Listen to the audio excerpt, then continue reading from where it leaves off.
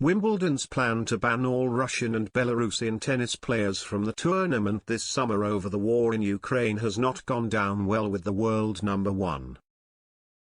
Novak Djokovic has slammed the decision to ban all Russian and Belarusian players from the Wimbledon Grand Slam this summer.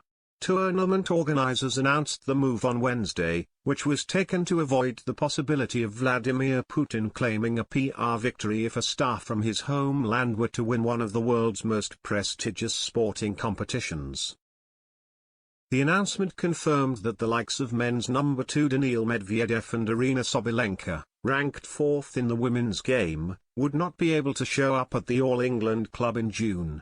They have also been told they cannot take part in any warm-up events on UK soil, though there is the potential of legal action from those players who will miss out on cash and ranking points. Following his Serbia Open victory against fellow countryman Laszlo Djere, Djokovic was asked about the decision. The world number one, who is defending champion at the tournament, made it clear that he was fully against the move. "I will always be the first one to condemn the war," he told reporters in Belgrade. "As a child of war, I know what kind of emotional trauma a war leaves. Us in Serbia, we know what was happening here in 1999. Ordinary people always suffer. We've had lots of wars in the Balkans. That being said, I cannot support the Wimbledon decision.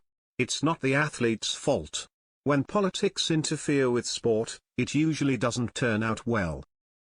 Explaining the decision, a statement from Wimbledon organizers said, "Given the profile of the championships in the United Kingdom and around the world, it is our responsibility to play our part in the widespread efforts of government, industry, sporting and creative institutions to limit Russia's global influence through the strongest means possible.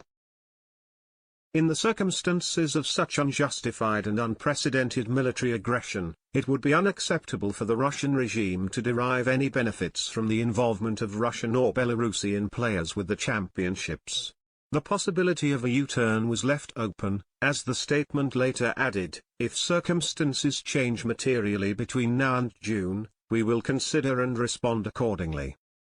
Djokovic's criticism of the decision was shared by both the ATP and WTA, as the governing bodies of the men's and women's games spoke out against the unfairness of denying players from certain countries the chance to play their sport. "Our sport is proud to operate on the fundamental principles of merit and fairness, where players compete as individuals to earn their place in tournaments based on the ATP rankings," said the ATP.